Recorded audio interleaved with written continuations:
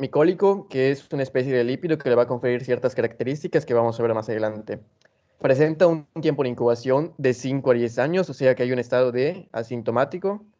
Y los índices más altos de lepra están en los países tropicales, especialmente en Asia y en África.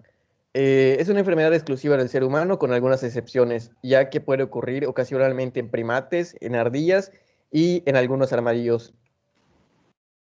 En cuanto a la epidemiología, se detectan más de 250.000 casos anualmente a nivel mundial. La erradicación va a depender de la aplicación de ciertas estrategias que se reconoce que no se puede controlar la enfermedad.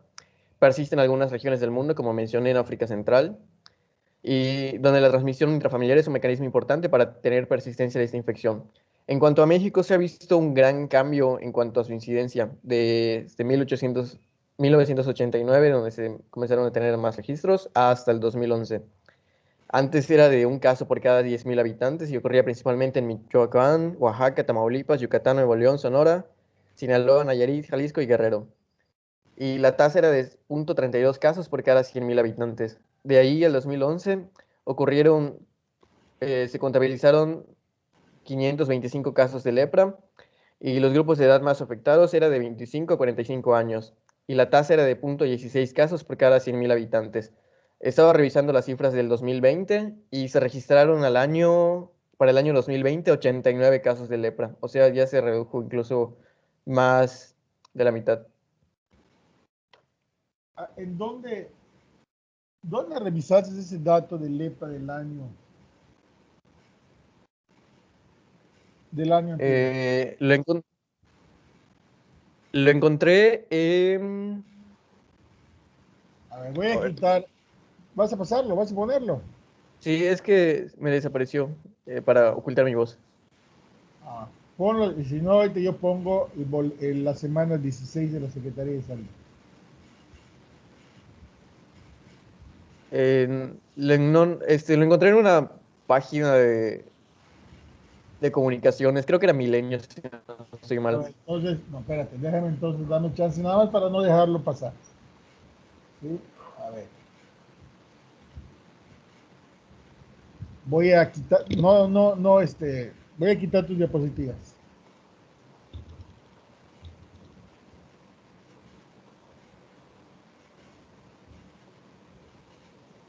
Ya ven el boletín, ¿verdad?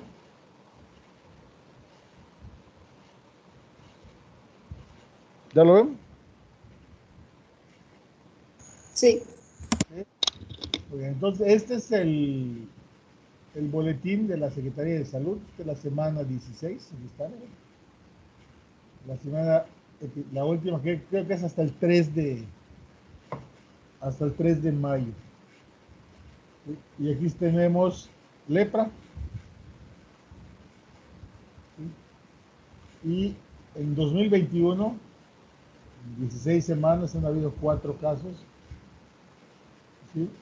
Y han estado acumulados hasta semana 31, hasta semana 16, 31 casos. O sea, en lo que va del año, han sido 31 casos en 16 semanas, con cuatro solo en la semana 16. Vamos a ver si me lleva al apartado principal de lepra.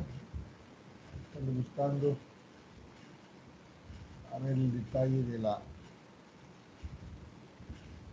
Aquí está. Lepra, y vamos a buscar Yucatán, de abajo.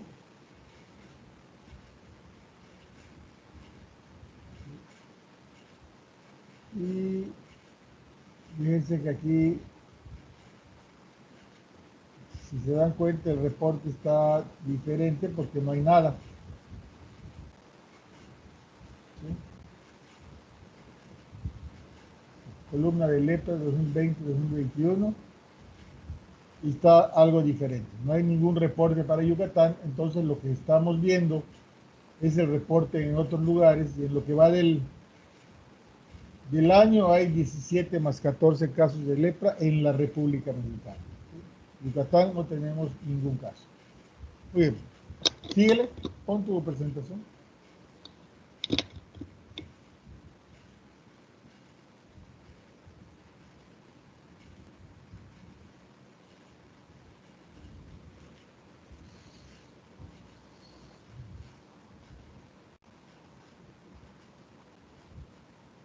¿Ya se ve de nuevo? Ya está de nuevo.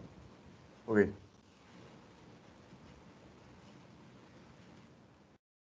En cuanto a sus características, es aerobio, o sea que requiere de oxígeno.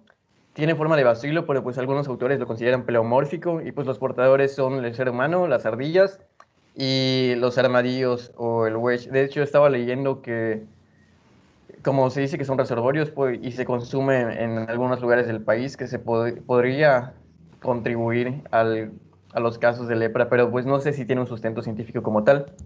Se considera invasor, o sea que no hay simbiosis con el ser humano y debido al periodo de latencia que puede tener, hay portadores sintomáticos y asintomáticos. Es un bacilo ácido alcohol resistente por los ácidos micólicos que tiene. No se tiñe con la tinción de Gram, sin embargo tampoco se puede decir que es Gram negativo, porque pues no porque no se tiñe, sino porque no es la tinción que se utiliza para detectarlo. Para detectarlo se utiliza la tinción de Ciel-Minsen, pero normalmente pues se detecta mediante sangre. Pese a no ser encapsulado, posee una gran resistencia a la respuesta inmune y a los antibióticos comunes.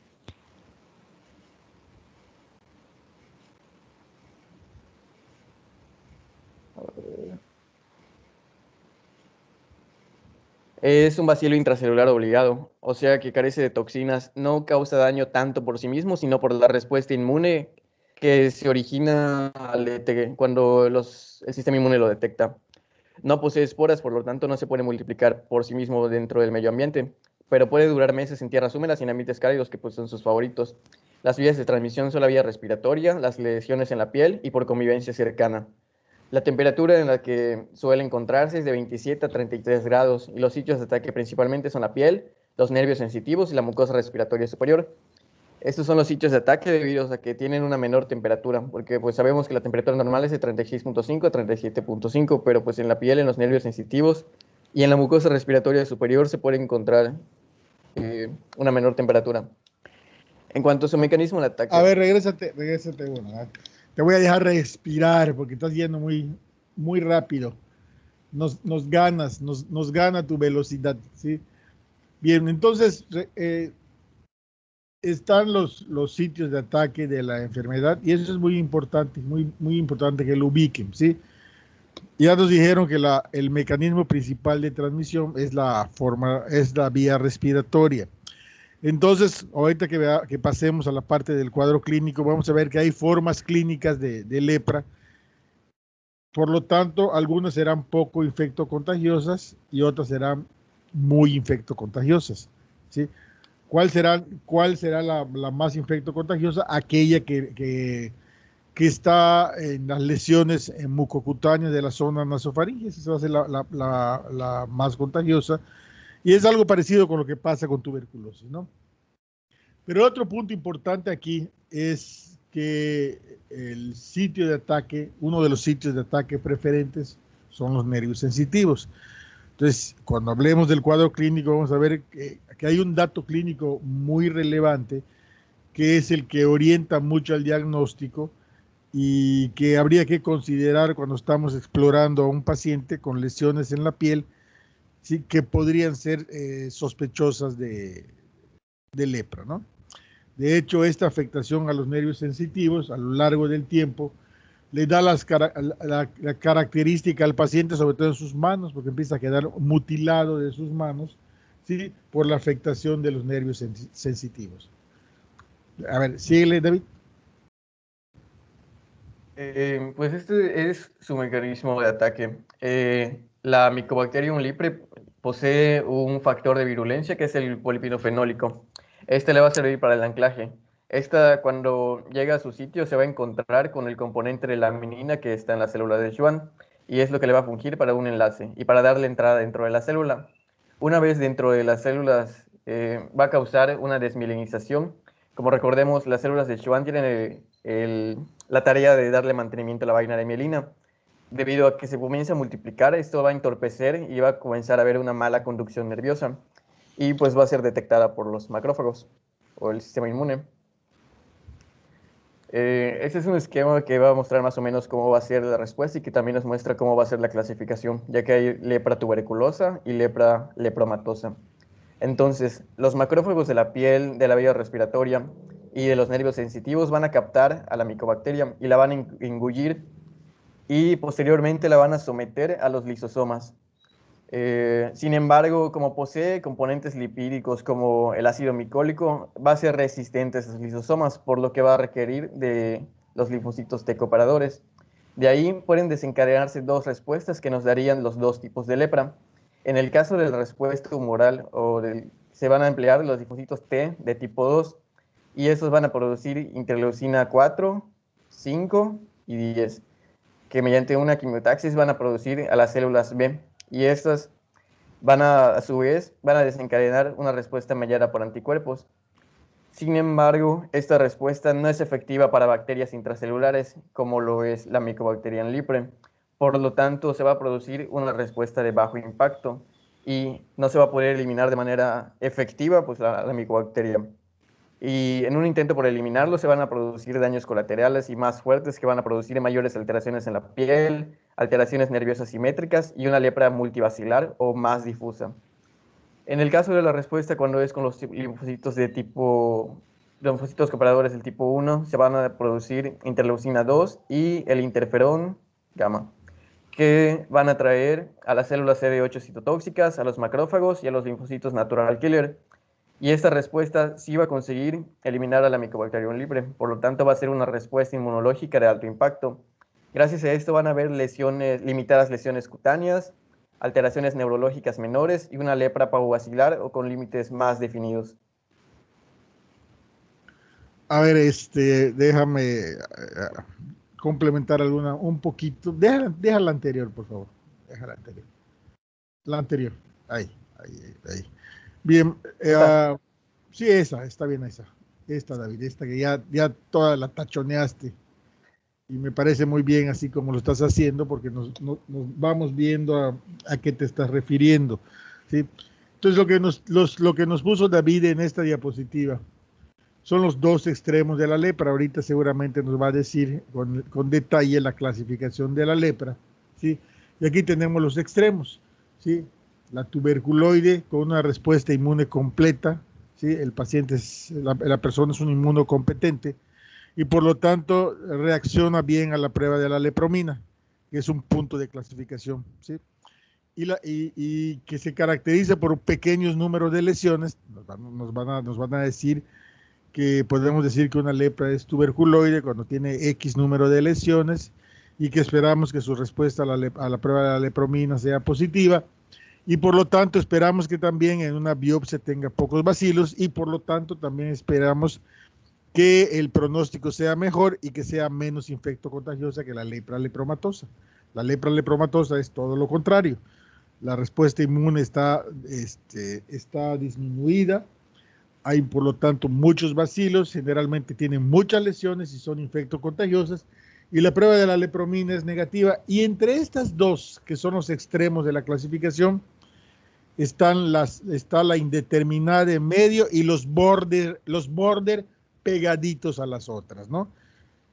¿De qué depende de que se clasifiquen de una a la otra manera? Pues del cuadro clínico, del número de bacilos y del tipo de respuesta inmunológica. Vale la pena señalar que la lepra se puede cambiar de una clasificación a la otra dependiendo de su evolución y que en ese cambio de clasificación o de reconstitución de la respuesta inmune también hay una serie de reacciones alérgicas que se pueden venir presentando durante el tratamiento, ¿sí? Entonces, esto es muy importante que lo consideremos. ¿Sí? Adelante, David. Esos serían los signos y síntomas que se presentan tanto en la tuberculoide como en la lepromatosa. La tuberculoide son lesiones de tipo mácula o pápula, son bordes continuos y simétricos. Hay una disminución de la sensibilidad, pero no está sí está marcada, pero pues no tanto en contraste con la lepromatosa. Hay un engrosamiento nervioso y hay una ausencia de bacilos en las lesiones. En el caso de la lepromatosa es más grave. Las máculas están mal definidas, hay aparición de nódulos, hay manchas eritematosas y hay lesiones foliculares. Y como se puede ver en la imagen de aquí, hay pérdida de pelo en las cejas y también en el cuero cabelludo. Ocurre un daño neurológico temprano casi y va a ocasionar secuelas. Va a dañar a las mucosas, va a colapsar los cartílagos nasales, habrán parálisis en nervios periféricos, ulceraciones y deformidades. Los factores de riesgo son los contactos que están con quienes tienen lepra. Los factores más importantes que pueden intervenir son la distancia física entre los contactos y la relación genética. También puede ser un factor de riesgo ya en los contactos cercanos con una edad entre 5 y 15 años y mayores de 30 años que pueden tener casos un poco más graves. Los contactos relacionados genéticamente, como los hijos y los padres, están en mayor riesgo de adquirir lepra, en especial de un paciente con lepra lepromatosa o aquella que es multivacilar.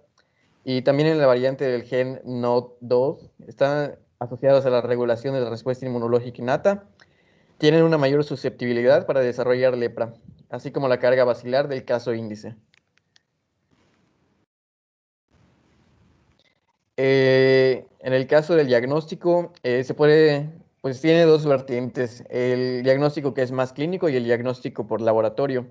En el caso del clínico se examina la piel a la luz del día o en un lugar bien iluminado. Se va a examinar todo el cuerpo, siempre cuidando la privacidad del paciente. Y es preguntar al paciente si las lesiones pican. Si pican, las lesiones no corresponden a la lepra, porque la lepra disminuye la sensibilidad. Y no sé si esto es lo que usted quería recalcar, doctor. Y pues se hace una prueba de pérdida de sensibilidad en solo una o en lesiones cutáneas. Ajá. ¿Cómo se haría esa prueba, David? Es una prueba de la respuesta de reflejos tendinosos, ¿no?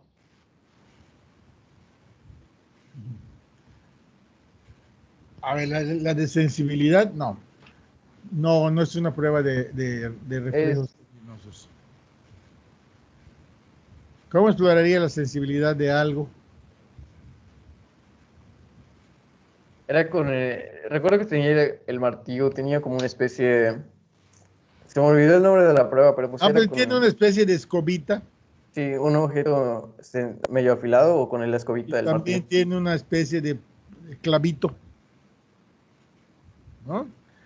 Pero lo puedes hacer con un alfiler, lo puedes hacer con un diapasón, lo puedes hacer con algo que vibre. ¿Sí? Aquí lo importante es que lo hagas, no tienes que ser... Entonces, ¿por qué? Porque aquí nos están diciendo que cuando exploramos una mancha, sobre todo una mancha de aspecto crónico, ¿sí? Es muy importante que exploremos la sensibilidad, ¿sí? Y eso pues lo podemos con un hilito, con un pelito, con una agujita, con un alfiler, con lo que tengamos. Porque nos están diciendo aquí, como ya nos lo dijiste en la fisiopatología, ¿sí? Que el tropismo de Mycobacterium leprae es hacia los nervios, ¿sí? Y que hay dos cosas que tenemos que buscar: la presencia de cordones nerviosos y cambios en la sensibilidad. Si te regresas un poquito al cuadro clínico, por favor. ¿Sí? Ahí está. Entonces tenemos aquí las dos formas extremas de la lepra. Ahorita yo les voy a poner la tabla que está en el Kumate para que vean,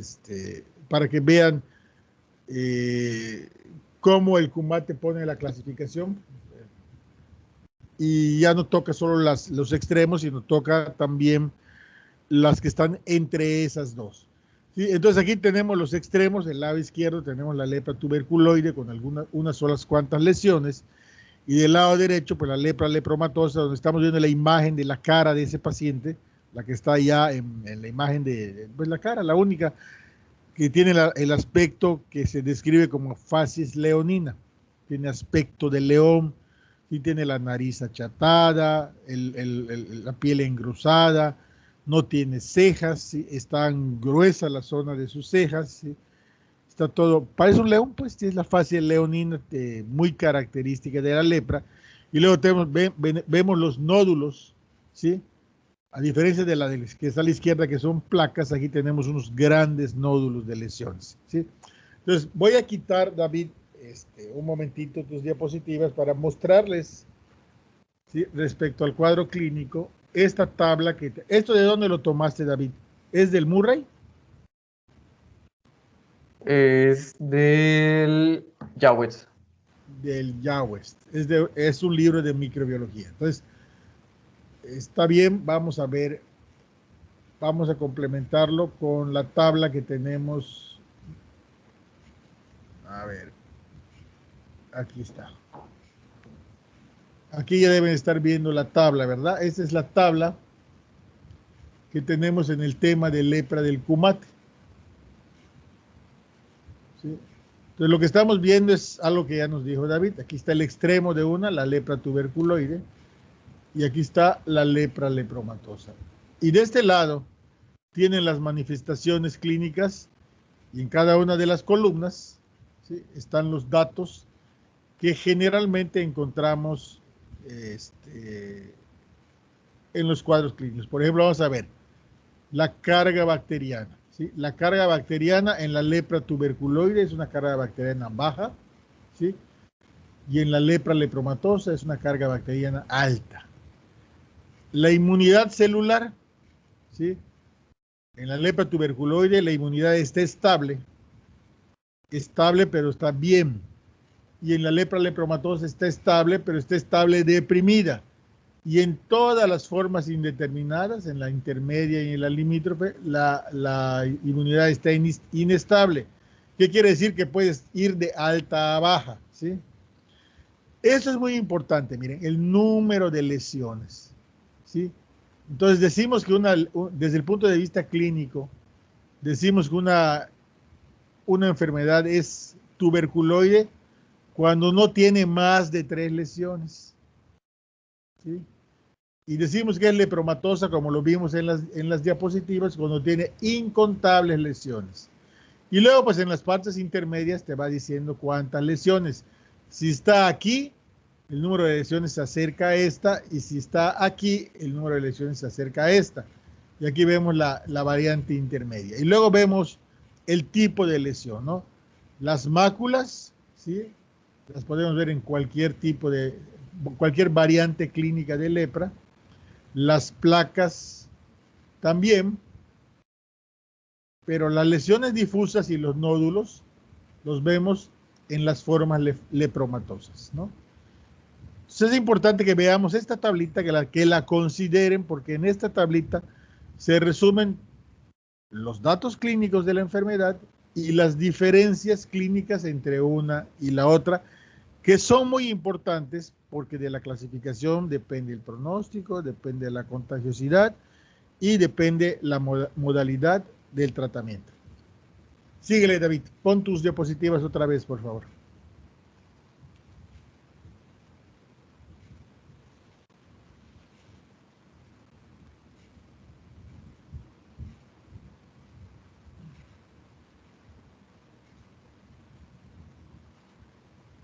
Ya las vemos. Ok.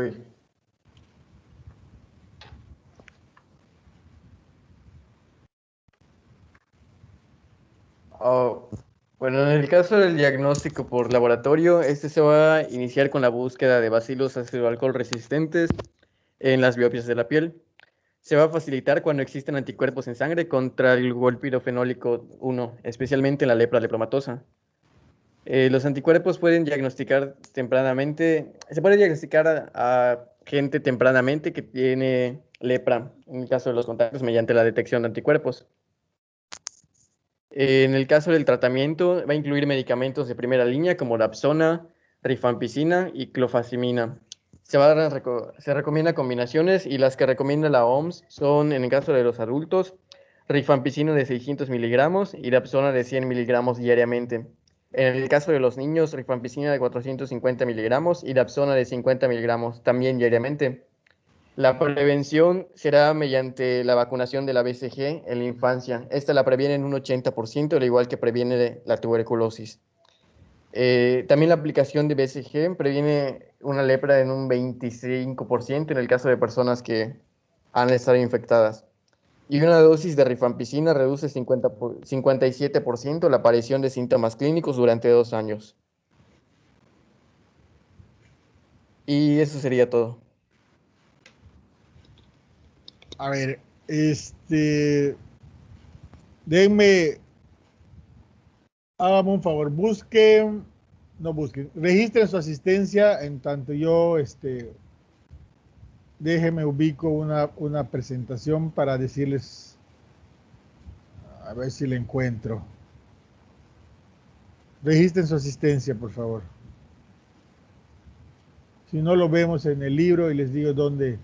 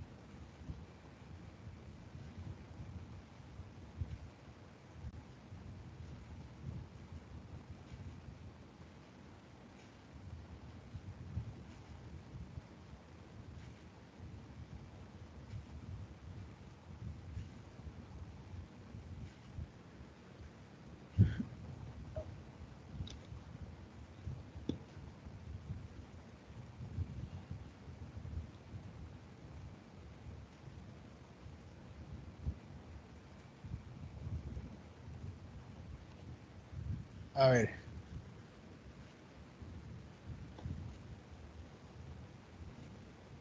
Voy a, voy a compartir mi pantalla para mostrarles, para complementarles con lo siguiente.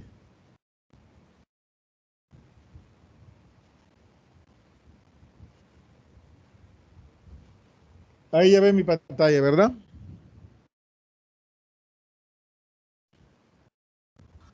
Sí, doctor. ¿Sí, David? Muy bien. Primero voy a abrir el Kumate para que yo les diga dónde, para que vean dónde van a leer. Miren, aquí en esta parte del Kumate, ¿sí? Dice reacciones inmunológicas, ¿sí?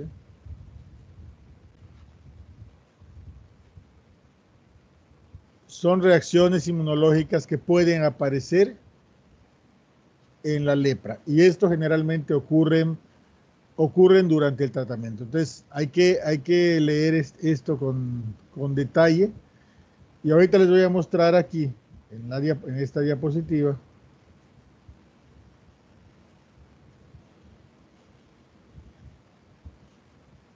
Aquí, ya ven la diapositiva, ¿verdad?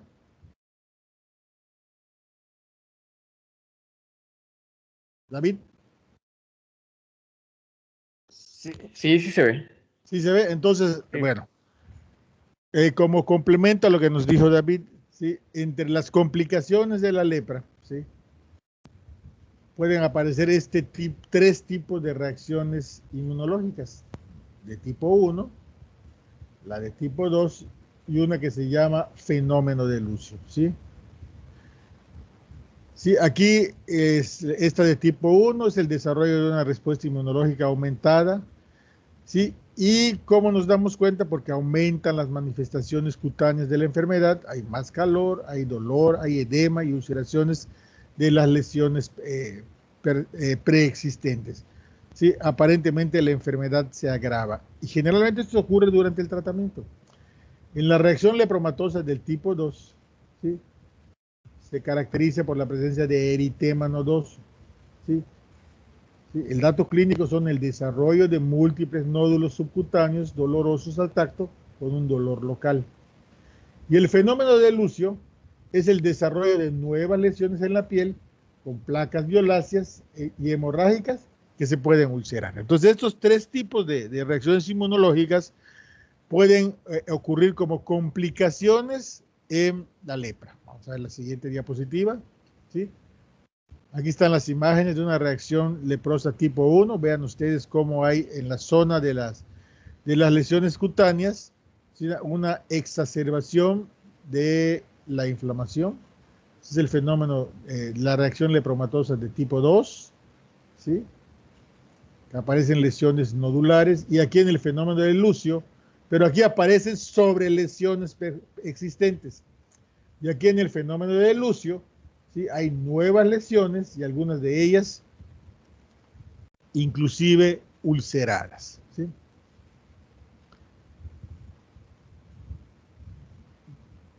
Entonces, bueno, esta es la historia natural de la enfermedad. Esta diapositiva está ahí esta presentación está ahí en la plataforma para que ustedes también le echen una mirada porque tiene otras imágenes, ¿sí? Que nos ayudan con el cuadro clínico de la lepra. ¿Sí? Muy bien, ¿alguna pregunta, duda o comentario?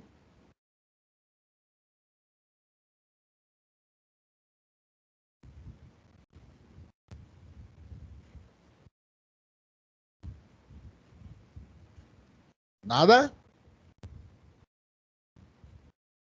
Muy bien. Pues vamos a continuar con enfermedad de Lyme. Sí, doctor, yo expongo. Ya proyecto.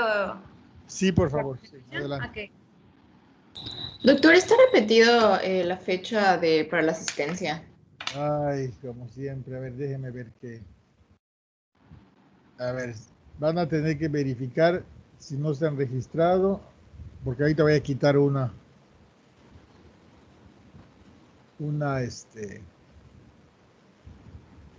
de las listas. Permítame, entonces no empiece. Déjeme que yo arregle esta situación.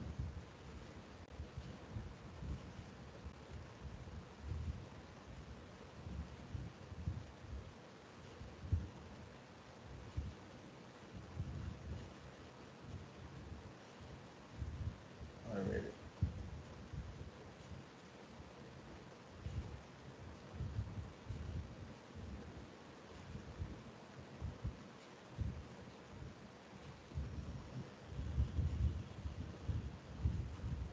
A ver, ya quité la número 2. Por favor, verifiquen si están registrados en la que quedó. Y si no están registrados, regístrense. Y vaya poniendo sus diapositivas.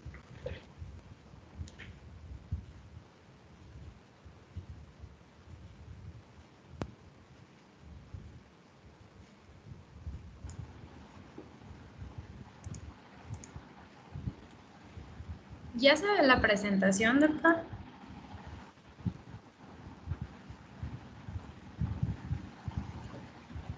Sí, ya se ve. Ok, gracias.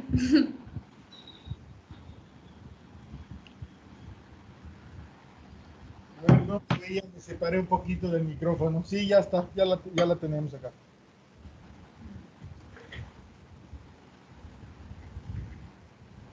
Ok, ¿ya empiezo?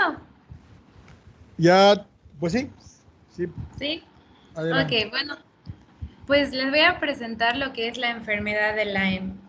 Y bueno, pues como un concepto pequeño, vamos a definirla que es una enfermedad infecciosa es una zoonosis que forma parte de un grupo de borreliosis transmitida por vector que afecta a huéspedes mamíferos, aves y reptiles. Y bueno, la etiología son causadas por las borrelias y estas son microorganismos responsables de provocar diversos síndromes infecciosos en el humano. Son los agentes causales de la enfermedad de Lyme o borreliosis de Lyme y la fiebre recurrente, pero en este caso vamos a hablar sobre lo que es la enfermedad de Lyme. Y estudios filogenéticos indican que el género Borrelia pertenece a la familia Spirochetaceae y se diferencia de otros por su cromosoma lineal, múltiples plásmidos lineales y circulares y presencia de bacteriófagos. Actualmente se conocen 19 genespecies de Borrelia en Estados Unidos, Europa y Asia, pero solo 8 especies son las responsables de la mayoría de los casos de la enfermedad de Lyme, entre las que están la Borrelia burgdorferi sensu stricto y el complejo de Borrelia burgdorferi sensu lato. Y aquí están los demás. Y bueno, el vector principal para transmitir esta enfermedad es la garrapata del género Ixodes, que vienen siendo las garrapatas duras, que en una diapositiva adelante les voy a mostrar cuáles serían. Y bueno, los hospederos serían los mamíferos pequeños y grandes, reptiles y aves, y pues el ser humano es un hospedero accidental. La etiopatogenia. Bueno, pues las Borrelias burgdorferi participan en un ciclo complejo que involucra garrapatas, ratones y ciervos.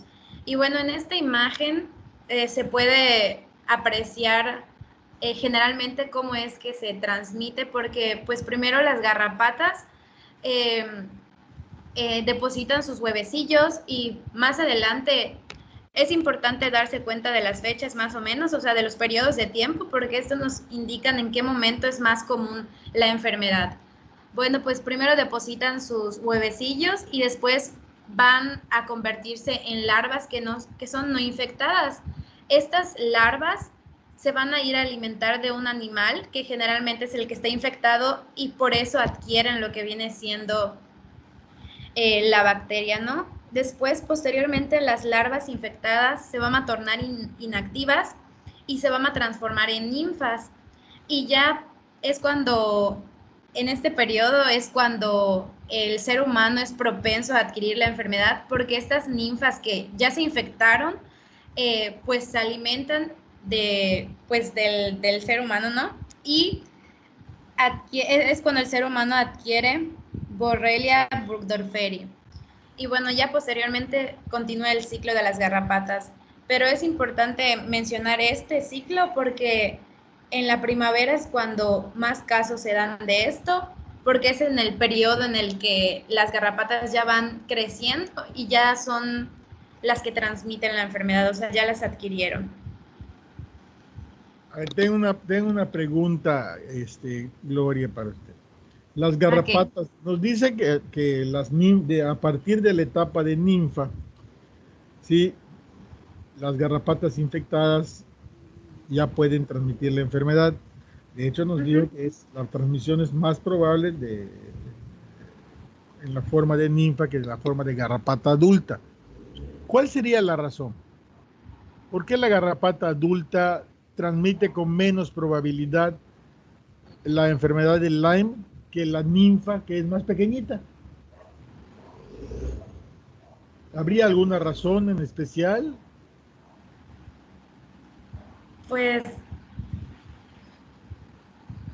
porque igual generalmente cuando ya están, se van a morir, ¿no? O sea, no sé si por el tiempo en el que son adultas, no sé si tiene relación. No, mira, la probabilidad se lo digo porque a lo mejor no lo dice por ahí en ningún lado donde lo revisó, pero sí en alguna parte creo del Cumate lo dice, que la probabilidad de transmitir la enfermedad de cualquiera de las formas de la garrapata, de su evolución, ¿sí? Una vez que esté infectada es la misma, pero con las ninfas sucede algo. Las ninfas son más pequeñitas y son más difíciles de identificar. Entonces, cuando parasitan al humano, pueden estar más tiempo ahí pegadas sin que puedan ser detectadas. y sí que se requiere X cantidad de tiempo para aumentar la posibilidad de la transmisión. Entonces la ninfa la transmite con mayor probabilidad porque digamos que pasa desapercibida por más tiempo que la garrapata adulta, que es muy grande y que la vemos y la podemos identificar fácilmente. Esa es la única razón. El tiempo que pueden estar parasitando y pegadas alimentándose, que es mayor cuando están chiquititas y no la vemos, que cuando están grandes y es muy evidente verlas en el cuerpo, ¿no? Esa es la única razón. Adelante. Sí.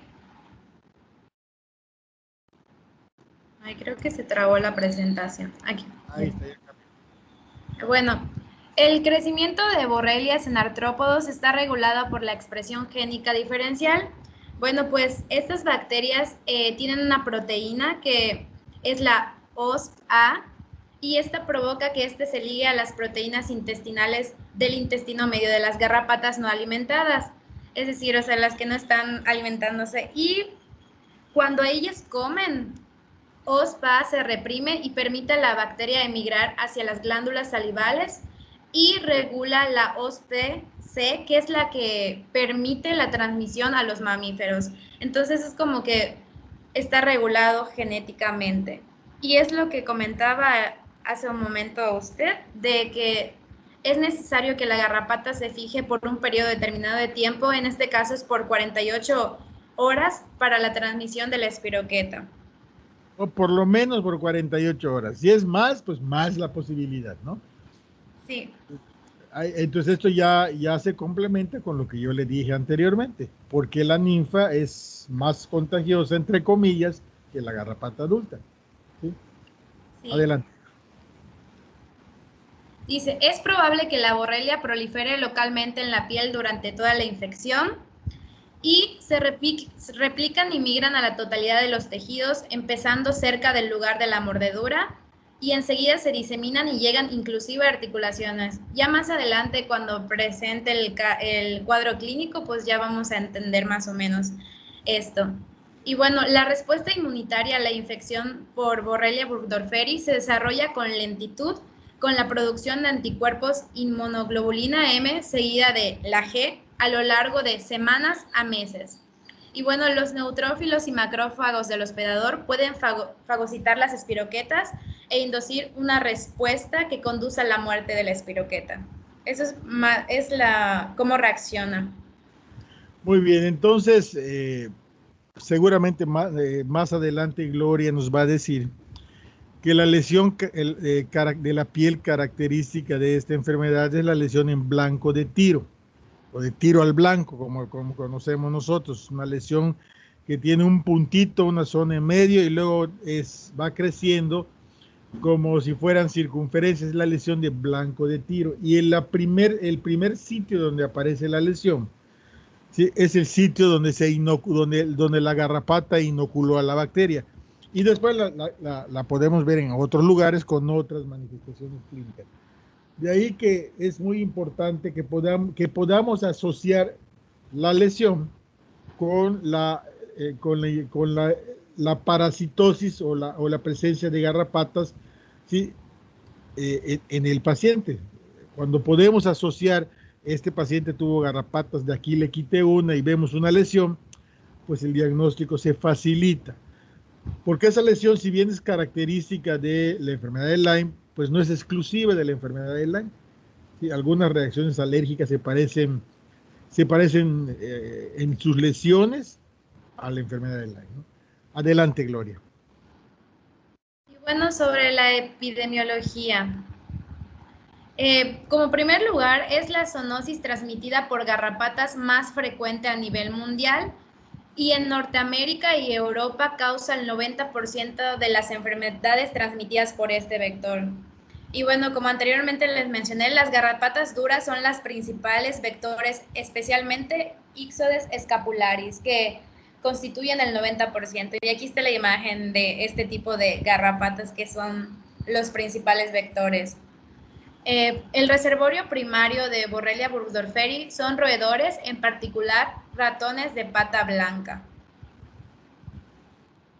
Bueno, La mayor parte de los pacientes infectados se identifican de mayo a agosto, aunque la enfermedad se puede dar durante todo el año. Esta característica es por el tiempo de crecimiento de las garrapatas, es por eso que se da mayormente en estos periodos. Y bueno, en México los principales vectores se encuentran en el noreste del país y en la Ciudad de México. Otras zonas pudieran ser las costas del Golfo y la península de Yucatán.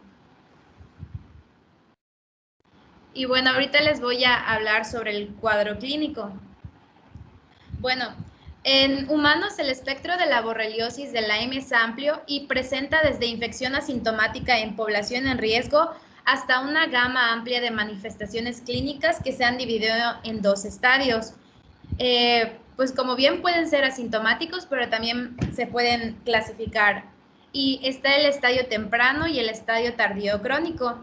El estadio temprano se caracteriza porque inicia días o semanas después de que muerde la garrapata al ser humano y se disemina a distintos órganos y sistemas, incluyendo piel, sistema nervioso, corazón y articulaciones.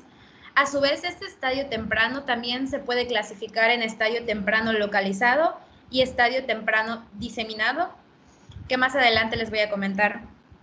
El estadio tardío crónico ocurre meses o años después del estadio temprano y se caracteriza por periodos prolongados de infección asintomática o latente. Bueno, el estadio temprano localizado ocurre pocas semanas después de la infección y se manifiesta como eritema migratorio, que se presenta en 60 a 80% de los casos como signo inicial. Aquí está la imagen y es lo que comentaba el doctor, que es como una lesión en tiro al blanco y es importante notar cuáles son sus características. Y bueno, ¿qué es el eritema migratorio? Es una lesión circular papular eritematosa con diseminación centrífuga que puede desarrollarse 3 días a 16 semanas después de la mordedura por garrapata y resuelve espontáneamente en 3 a 6 semanas.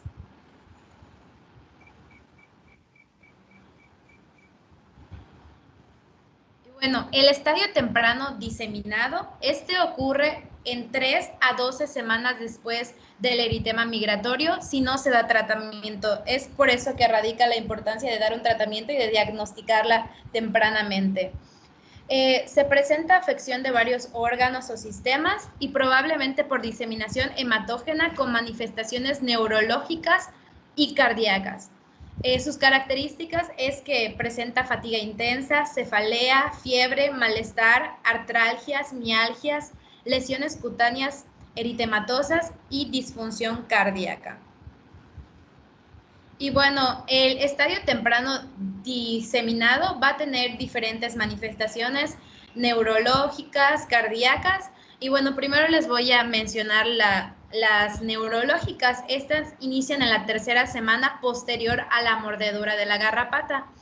Y entre estas manifestaciones neurológicas se encuentra la neuropatía craneal, que por lo general es la parálisis periférica del nervio craneal número 7, y ocasionalmente con parálisis del nervio craneal 5, 4, 3 y 6, o mononeuritis múltiple.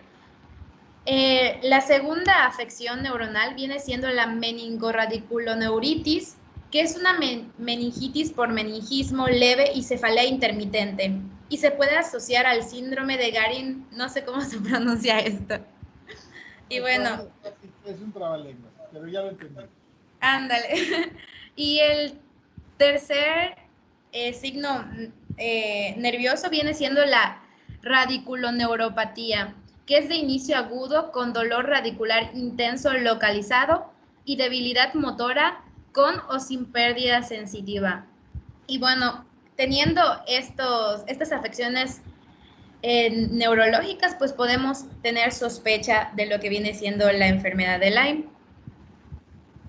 Otro tipo de afecciones que están presentes en el estadio temprano diseminado vienen siendo las manifestaciones cardíacas. Se presentan en menos del 1% de adultos y el 0.5% en niños, es decir, que no son tan comunes. Y se da de la 2ª a la 3ª semana de la infección. ¿Cuáles son estas manifestaciones cardíacas? pues son las palpitaciones, la disnea, el dolor torácico o síncope secundario a bloqueo atrioventricular, miopericarditis con derrame, pero es raro, y falla cardíaca transitoria. Y otra manifestación viene siendo el linfocitoma borreliar. Este inicia en promedio 30 días después de la mordedura, pero es muy rara. Es una lesión cutánea nodular rojo-violácea con estas dimensiones y es más frecuente en el lóbulo de la oreja y la areola mamaria. En esta imagen se puede notar este tipo de lesión. Y bueno, como otra alteración viene siendo las alteraciones oculares y se da la conjuntivitis, pero es en menos del 5%. Es afectación directa y se puede presentar como uveitis, queratitis, coroiditis, panoftalmitis y neuritis óptica. Y aquí está la imagen. Bueno, pasando al estadio crónico, esta forma es evidente desde 6 meses hasta años después de la infección, porque pues tiene el periodo latente en el que no tiene los signos y síntomas. Y ocurre en cerca del 60% de los pacientes no tratados cuando cursan con eritema migratorio. Este afecta progresivamente la piel, produciendo acrodermatitis crónica atrófica, que en un momentito les voy a mostrar la imagen, y también puede presentarse artritis y encefalitis o encefalomielitis. Bueno, en el estadio crónico igual tiene diferentes afecciones. Entre las principales está la artritis, que aparece antes del año después de la mordedura de la garrapata. Puede ser migratoria, mono-oligoarticular o asimétrica. Y esta dura aproximadamente 3 meses. Una de las características es que se da principalmente en la rodilla. Otra afección viene siendo la neuropatía periférica, que se manifiesta con parestesias, dolor radicular y déficit sensitivo, pero este es raro. Está la encefalomielitis, que es una inflamación uni o multifocal lentamente progresiva y afecta más a sustancia blanca. No se ve, pero eso decía. Y demencia también da acrodermatitis crónica atrófica, que es la lesión atrófica en piel en el mismo sitio de la mordedura, y es la imagen que se muestra en esta presentación. Las complicaciones. La principal complicación es la inflamación crónica de la articulación, es la artritis de Lyme y es especialmente en la rodilla, pues los síntomas neurológicos como la parálisis facial y neuropatías, defectos cognitivos como un deterioro de la memoria y también irregularidades en el ritmo cardíaco. Y bueno, igual existe lo que es el síndrome post-tratamiento de la enfermedad de Lyme, PTLD, que nos presenta síntomas residuales debilitantes incluso después de haber recibido tratamiento con antibióticos. A menudo los pacientes con PTLD experimentan dolor crónico en los músculos, articulaciones o nervios y producen complicaciones similares y respuestas autoinmunes después de infecciones. O sea que después de esto, pues trae secuelas lo que viene siendo la enfermedad. Y bueno, el método diagnóstico. El método diagnóstico tiene limitaciones. ¿Y por qué se dan estas limitaciones? Porque muchos de los signos y síntomas de la enfermedad de Lyme se pueden encontrar en otras enfermedades. Y pues las garrapatas que transmiten la enfermedad de Lyme también pueden contagiar otras enfermedades. Y como el eritema migratorio viene siendo como que el signo característico, no se presenta en al menos un 25%. Entonces, como mayormente se identifica por el eritema migratorio, y si el 75% no lo presenta, pues es muy difícil poder diagnosticar o poder pensar que se trata de la enfermedad de Lyme. ¿Y cómo se aborda? Si no se presenta el salpullido característico, se realiza una anamnesis y se confirma si ha estado al aire libre en el verano, cuando la enfermedad de Lyme es frecuente, y se puede realizar un examen físico en busca de la garrapata y eritema migratorio. Es decir, que el diagnóstico principal es más clínico que por estudios, pero igual ahorita les voy a mencionar los diferentes estudios que pueden ser de utilidad. El diagnóstico. El cultivo es problemático por el bajo porcentaje de aislamiento y las técnicas serológicas son los criterios de diagnóstico. Bueno, como primer punto para el diagnóstico puede ser la microscopía, sin embargo no es recomendado, ya que Borrelia burgdorferi rara vez se muestra.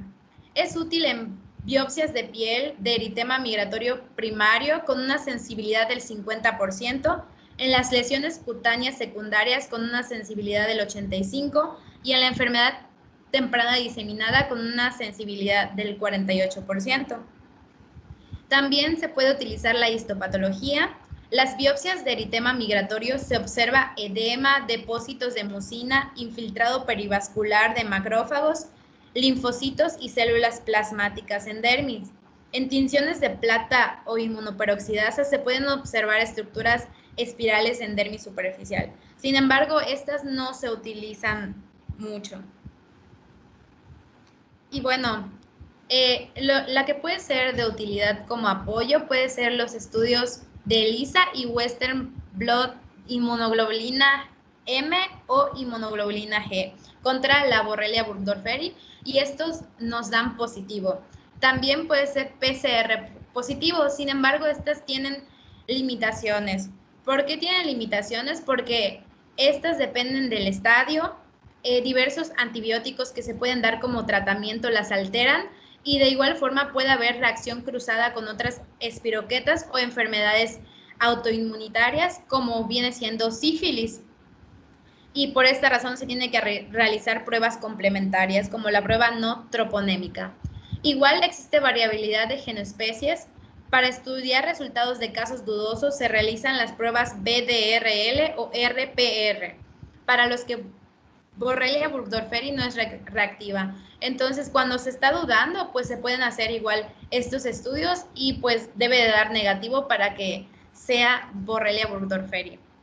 Y bueno, para confirmar un caso positivo después de ELISA con antígeno completo, se debe realizar inmunotransferencia que incrementa la especificidad más de 95%. Y este es el criterio diagnóstico actualmente aceptado, o sea, que se tienen que hacer en combinación. Primero se realiza el estudio de ELISA y seguidamente el Western Blot. A ver, no le cambies. Ok. A ver. Vamos a preguntarle, para romper un poquito el silencio,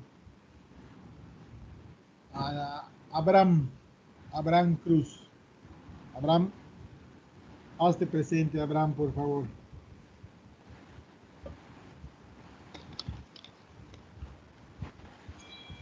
¿Dónde estás, Abraham?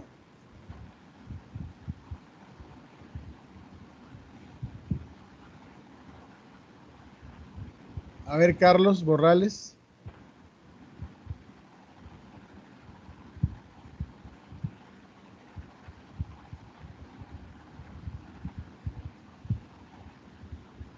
Carlos Borrales.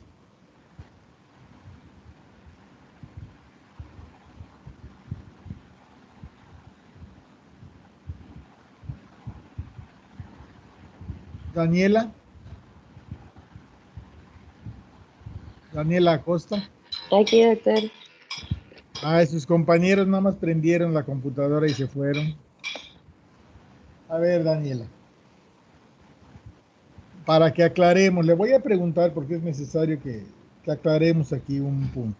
Si Gloria nos dice que la confirmación del diagnóstico de la enfermedad no es fácil.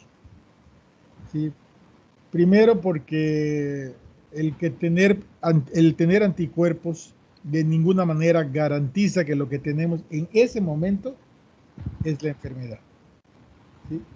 Y la otra, el tener anticuerpos tampoco garantiza que sean exclusivos de Borrelia, sino que ahí nos está poniendo que los anticuerpos que detectemos son anticuerpos que pueden cruzar con otro agente patógeno, con sífilis. ¿Sí?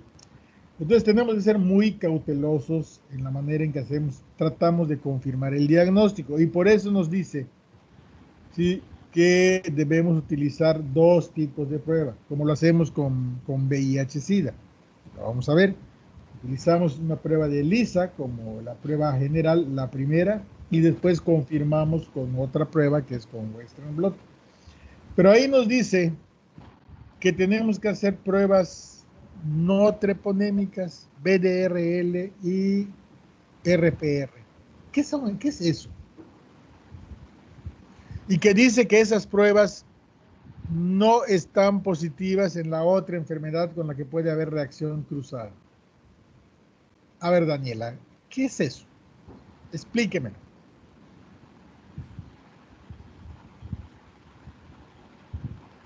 Ay, no estoy segura, pero, o sea, pruebas treponémicas, en teoría la borrelia es una, Es una bacteria, espiroqueta. ajá, Es una pero espiroqueta. leí ¿Sí? que también pertenecía, creo que a la familia de las treponemas o algo así, entonces, no sé si tenga que ver con eso, Sí, no claro, estoy segura. tiene que ver con eso. ¿Sí? Pero ¿a qué treponema nos referimos? Que nos puede dar una enfermedad crónica de 3 fases y que los anticuerpos detectados pueden ser cruzados. ¿Por qué? Porque pertenece a la misma familia, la treponácea, treponemas, ¿sí? Familia de los treponemas. A ver, Gloria, ¿nos puede aclarar ese punto? ¿Qué será, doctor? ¿Cuál fue la pregunta?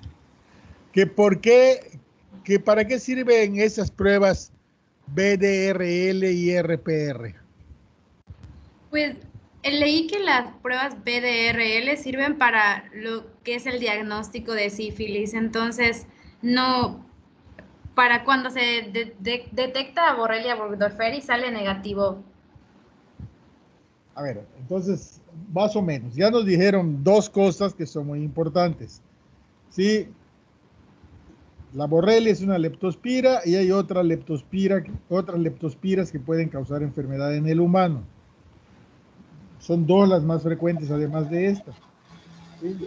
Que son sífilis y leptospirosis. En el caso de las pruebas que nos tienen puesto aquí, BDRL o RPR, son pruebas no treponémicas. Ya veremos ese concepto a qué se refiere con no treponémicas, que usamos para el tamizaje de sífilis. Estas pruebas no treponémicas, el BDRL y su variante que es la RPR, ¿sí? Lo que nos identifican son anticuerpos dirigidos contra una estructura del cuerpo que se llama cardiolipina. Entonces, estas pruebas, ¿sí?, se hacen positivas en sífilis, pero no se hacen positivas en enfermedad de Lyme. Por lo tanto, nos están diciendo que cuando tenemos una ELISA positiva para enfermedad de Lyme, tendríamos que hacerle un BDRL. Porque esa ELISA puede ser positiva o porque tiene sífilis o porque tiene enfermedad de Lyme. Cruzan los anticuerpos, ¿sí? Pero generalmente cuando tenemos sífilis, el BDRL está positivo. Y cuando tenemos enfermedad de Lyme, no. Entonces, estamos usándola como un diagnóstico diferencial. Y déjenme decirles, no lo hemos visto, no hemos visto el tema, pero cuando veamos el tema de sífilis y veamos el diagnóstico y veamos el cuadro clínico, vamos a ver que la sífilis secundaria, que es la primera forma sistémica de la sífilis, se caracteriza por lesiones en piel, ¿sí? Y podríamos confundirlos en un momento dado, o nos podría costar trabajo hacer el diagnóstico diferencial, ¿sí? Si bien no son imágenes en blanco de tiro, ¿sí? Recordar que la borreliosis, la lesión característica es la imagen en blanco de tiro, pero eso no quiere decir que sí o sí tenga que hacer así. Entonces, lo que nos están diciendo aquí, cuando tengas una prueba de ELISA positivo, asegúrate que el paciente no tenga la prueba positiva porque tiene sífilis y no borreliosis. ¿Cómo te aseguras? Le haces BDRL o RPR, ¿sí? Son pruebas no treponémicas y eso lo vamos a ver cuando veamos el tema de sífilis. Sígale. Ok. Y la biología molecular, ¿en qué casos es útil? En neuroborreliosis temprana con serología negativa, borreliosis ocular en recién nacidos de madres con enfermedad de Lyme activa durante su embarazo y en infecciones coexistentes con Babesia y Ehrlichia. El PCR es hasta 3 veces más sensible que el cultivo en estadio temprano diseminado. Y bueno, en biopsias de piel con eritema migratorio tiene sensibilidad del 75% y especificidad del 97%. En manifestaciones tardías disminuye lo que viene siendo la sensibilidad, pero la especificidad aumenta un 3%. Y en la artritis es de elección, con una sensibilidad del 88% y una especificidad del 100%. Te dice que la PCR se ha utilizado para detectar la bacteria en el vector por su poder para identificar este microorganismo difícil de cultivar. Además, puede detectar la bacteria muerta en especímenes de colección y amplificar múltiples genes en la misma muestra. Y bueno, ahora sobre el diagnóstico diferencial, hay diferentes enfermedades que pues se pueden confundir con lo que es la enfermedad de Lyme, y una de ellas es la STARI o enfermedad exantematosa del sur asociada a garrapatas. Es menos probable que sean varias y más pequeñas, más circulares y más claras en el centro. Aquí es clave identificar cómo se va perdiendo ese aspecto de tiro al blanco.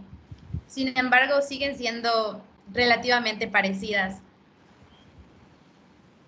Y bueno, igual hay otras enfermedades de la piel, como viene siendo la dermatitis por contacto, que se pudiera confundir. Sin embargo, hay que ver igual las diferencias que tiene.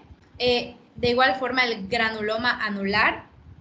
Y bueno, hay diferentes desórdenes como son los desórdenes agudos de la memoria, la artritis reumatoide, los bloqueos, la celulitis, la dermatitis de contacto, gota y el granuloma anular, que pues se pudieran confundir con lo que viene siendo la enfermedad de Lyme. Igual la que anteriormente se mencionó, que pues fue la sífilis, pero pues ya vimos la manera en la que se puede corroborar que se trata de sífilis o de Borrelia burgdorferi por medio de esos estudios. Digamos que, Gloria, que el diagnóstico diferencial va a depender de la fase en la que esté la enfermedad. Cuando esté en la fase localizada, pues el diagnóstico diferencial pues es más extenso, porque si tú ves una lesión, por ejemplo, en el tórax, inclusive se te puede ocurrir que puede ser una micosis superficial, ¿no? En una forma localizada, con una lesión única o 2 lesiones, pues se puede confundir con un montón de cosas, ¿sí? Si no tenemos presente que esta enfermedad tiene una forma localizada. En la forma diseminada, pues va a depender mucho de dónde nos está afectando. Y si es el sistema nervioso central, tenemos que hacer el diagnóstico diferencial con todas las formas de meningoencefalitis. Si es el corazón, con todas las formas que nos pueden dar miopericarditis o miocarditis, ¿sí? Y si es en su forma crónica o la forma de artritis, pues con todas las enfermedades en las que se incluyen las autoinmunes que nos pueden dar artritis. Entonces, en realidad, el diagnóstico diferencial no es fácil. Luego se nos olvida que existe esa enfermedad y le damos tratamiento como si fuera otra cosa, ¿sí? Sígale, Gloria. Ok, doctor, una pregunta. Y en el caso de la sospecha y cuando ya tienes como que clínicamente con la anamnesis ya puedes sospechar de la enfermedad de Lyme, en esos casos, ¿se puede hacer los estudios como ELISA y el otro? Sí, sí se pueden hacer. Ah, ok. Sí se pueden hacer, pero por ejemplo, a veces es más práctico tomar una decisión en ese momento. Vamos a poner un ejemplo hipotético. Nosotros, ahorita vamos a dejar esta pregunta para un poquito después. Si hay enfermedad de Lyme en Yucatán, sí, por ahí ya nos dijo cuáles son la zona norte y la zona sur de Estados Unidos es la zona donde la prevalencia de la enfermedad en las Américas es mayor. La pregunta es si hay en Yucatán.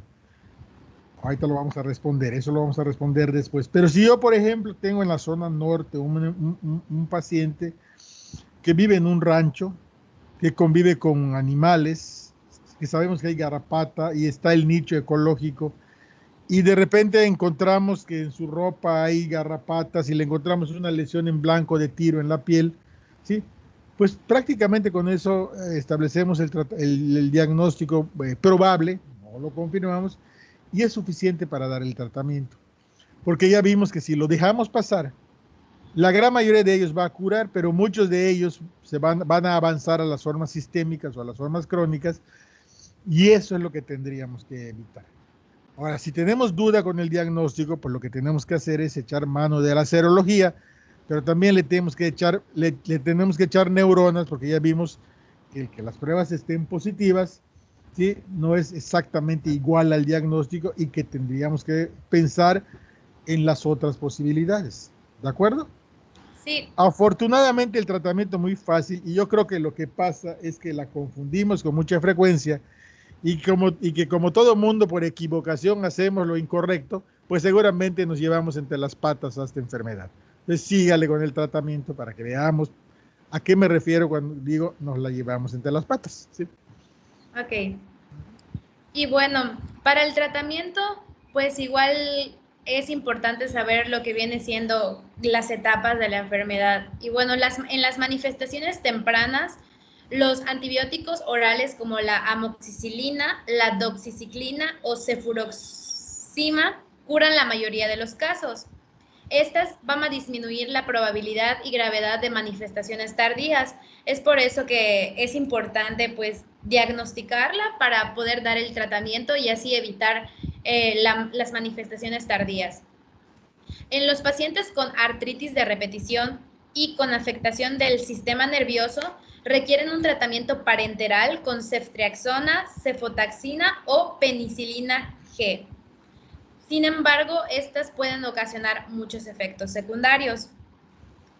Los pacientes ya tratados con síntomas crónicos o el síndrome postenfermedad de Lyme deberían recibir simplemente tratamiento sintomático porque no se dispone de pruebas de que los ciclos múltiples de antibioterapia oral o parenteral alivien los síntomas. Entonces, en estos casos es conveniente tratar nada más los síntomas. Y bueno, pues no se ha demostrado la eficacia de antibióticos para tratar los síntomas del síndrome postenfermedad de Lyme. Bien, aquí está lo que yo les comentaba de que nos la llevamos entre las patas, ¿no? Como ustedes verán ahí arribita, ahí lo primero que está señalado de morado, son los antibióticos que son útiles para el tratamiento de la enfermedad de Lyme. Y el primero que estamos viendo es la amoxicilina. Su uso está muy difundido casi para cualquier cosa, ¿eh? Cuando vimos enfermedades de las vías respiratorias y altas y bajas, vimos que la amoxicilina es uno de los tratamientos de elección que usamos. Entonces, lo primero que se nos ocurre cuando tenemos un paciente con fiebre es que tiene una infección y lo siguiente que hacemos es darle un antibiótico, a veces sin averiguar. Entonces es muy probable que no estemos diagnosticando la enfermedad porque soltamos los tratamientos de una manera muy fácil, ¿sí? Y uno de los medicamentos que soltamos pues, es útil para el tratamiento de la enfermedad de Lyme. Entonces es posible que esto de alguna manera haga que no los diagnostiquemos, que se nos vayan y que los tratemos tratando otras cosas, ¿no? Aquí el punto importante también es considerar que es necesario hacer los diagnósticos tempranos, porque cuando llegan a su fase de cronicidad o cuando están en sus formas diseminadas graves con afectación del sistema nervioso central del corazón, pues ya el pronóstico es diferente, ¿sí? Y el tratamiento pues ya tiene limitaciones, ¿no? Entonces es muy importante que nos ubiquemos cada quien en nuestro medio para saber qué papel ocupa, cuál es la presencia de la enfermedad en el sitio donde estamos trabajando, para estar con los sentidos aguzados y hacer lo que corresponda cuando tengamos un paciente que pudiera tener enfermedad de Lyme, ¿no? Adelante, Gloria.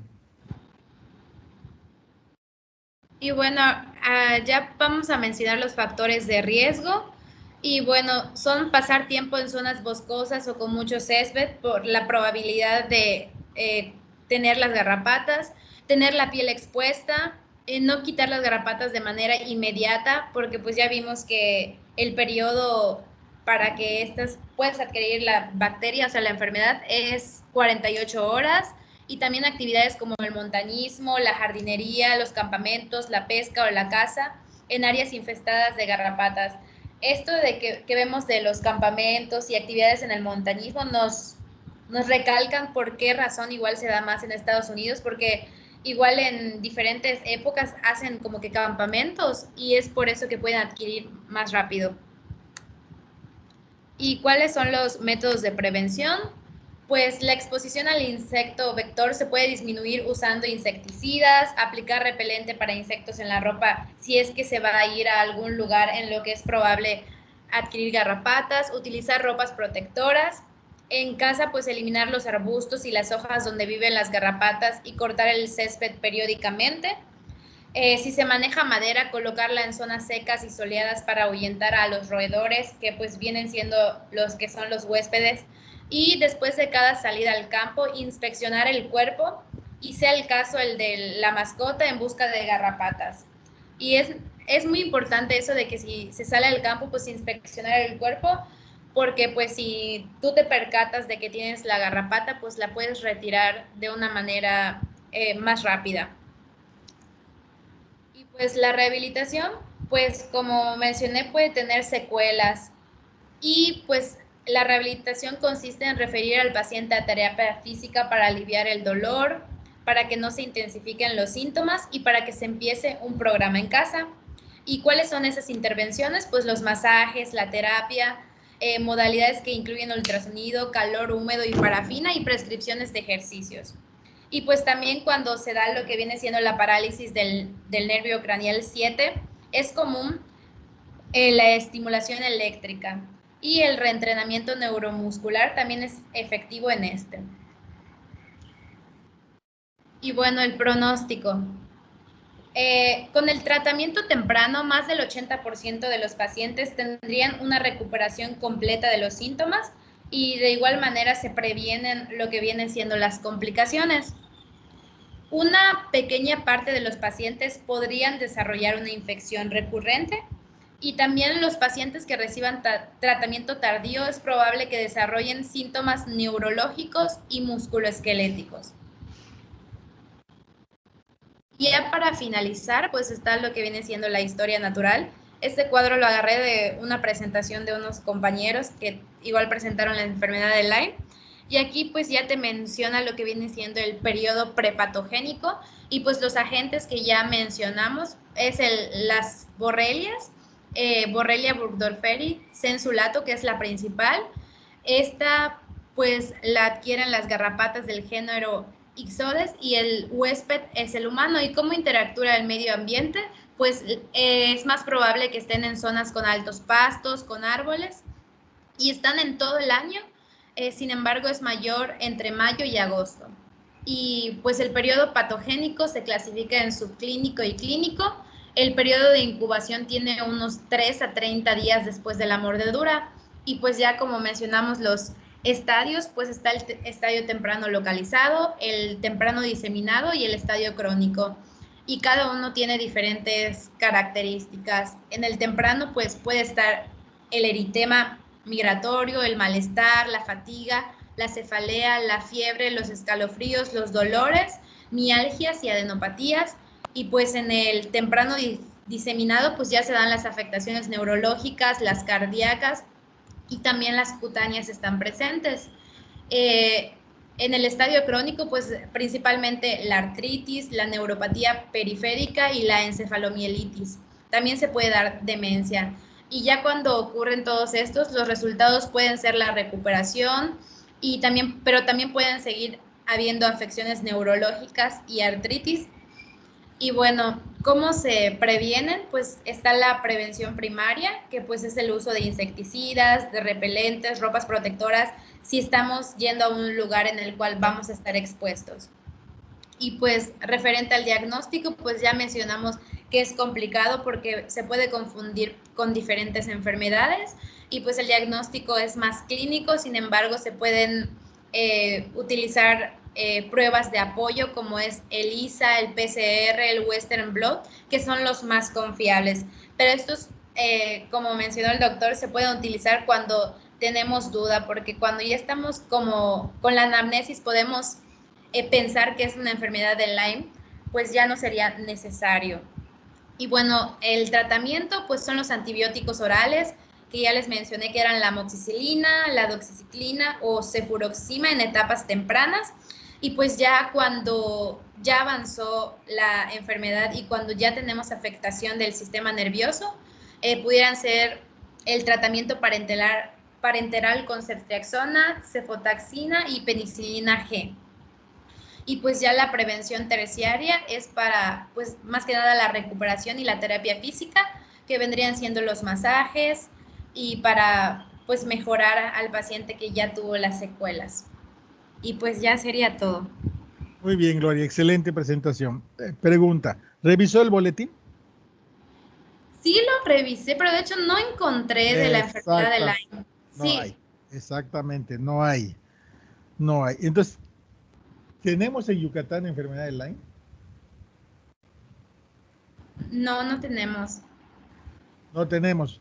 Perfecto. Voy a compartir. Ya les puse ahí dos ligas que les voy a pedir que bajen lo que tiene esas dos ligas y que les echen una miradita porque se complementa muy bien lo que usted de una manera correcta nos acaba de decir. Entonces, voy a compartir. ¿Ya ven mi pantalla? Sí, doctor. Sí, doctor, ya se ve. Miren esto que dice acá.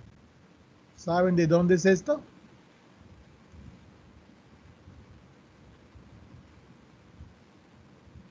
¿Saben dónde está este lugar?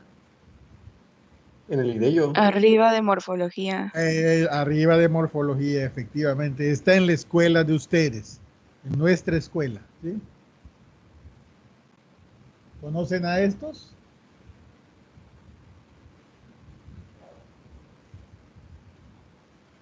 Son trabajadores de nuestra escuela, están allá arriba. Seguramente los han visto muchas veces en los pasillos. Y bueno, no los identifican por su nombre, pero seguramente los han visto porque ahí andan. Son muy conocidos ahí en la escuela. Y mira, este es un estudio de ellos. Miren. Cero prevalencia de la infección por Borrelia burgdorferi en una población rural ocupacionalmente expuesta. ¿Qué quiere decir? Que son personas que por el tipo de trabajo que hacen, ¿sí?, están expuestas a la garrapata. ¿Sí? Entonces, por lo tanto, tienen mucho factor de riesgo para borreliosis y para otras infecciones transmitidas por garrapata. Entonces, este artículo creo que es del 2017, vamos a ver por acá. Creo que es, aquí está, 2017, de marzo de 2017, tiene 3 años, 4 años, ¿sí? Y es un estudio serológico.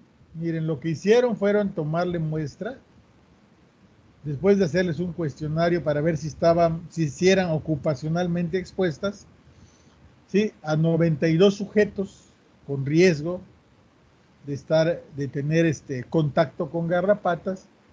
Le tomaron muestras serológicas y les hicieron determinación por ELISA de IgM e IgG. ¿Qué fue lo que encontraron? ¿Sí? Que el 1.09%, o sea, casi un paciente fue positivo. O sea, que de alguna manera tenemos aquí el nicho ecológico, tenemos el vector y tenemos algunos vectores parasitados, ¿sí? Y así que es posible que tengamos la enfermedad. Aquí están demostrando, se demostró en el 1% la presencia de anticuerpos, entonces quiere decir que sí hay, ¿no? Entonces ahí les dejo este artículo ahí para que le echen una miradita a la parte de resultados y a la parte de discusión, ¿sí? Y aquí nos tienen puesto las características de los pacientes, ¿no? Muy importante, ¿sí?, que le echen, ¿sí?, que concluyen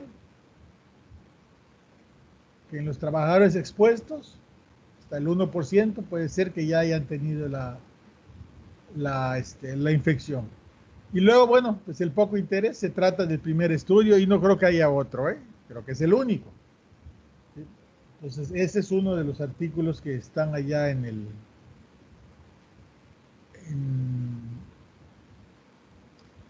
Y el otro, vamos a ver, es una revisión, ¿sí?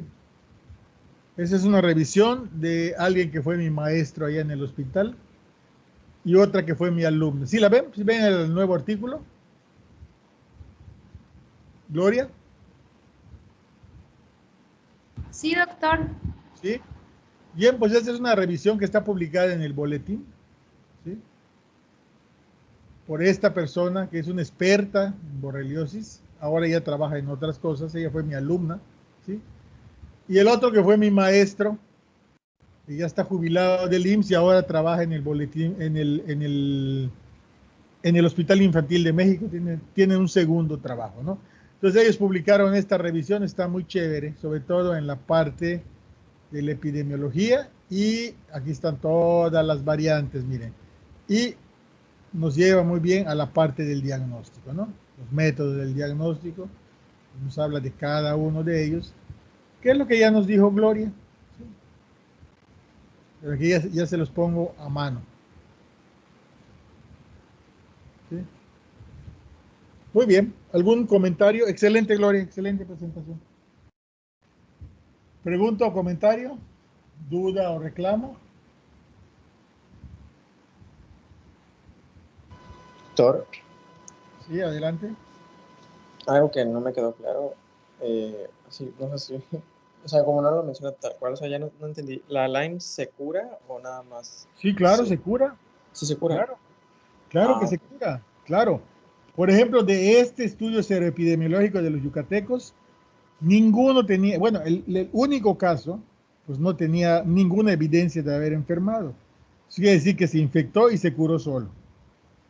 Sí, una buena parte, como nos dijo Gloria, aunque no le hagas nada, se va a curar. Pero ¿qué pasa si no le haces nada? Que la probabilidad de que avance a una forma sistémica, a una forma crónica, es mayor.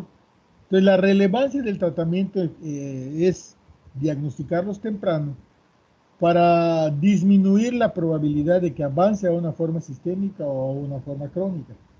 Pero también la cura puede ser espontánea, ¿no? Que seguramente en muchos de los casos así es y no los diagnosticamos. Pero lo recomendable es darles tratamiento porque eso evitaría muchas complicaciones a futuro. Y sí que no podemos decir quién va a ser una forma grave o quién va a ser una forma crónica, donde ya el tratamiento pues no es lo eficiente que quisiéramos que sea, ¿no? ¿Alguien más? ok, gracias. Muy bien, pues pueden dejar de grabar. La siguiente clase, nuestra siguiente clase después de largo periodo de vacaciones, sería el lunes. Y les recuerdo que empiecen a repasar porque cuando terminemos digestivo vamos a tener nuestro primer parcial.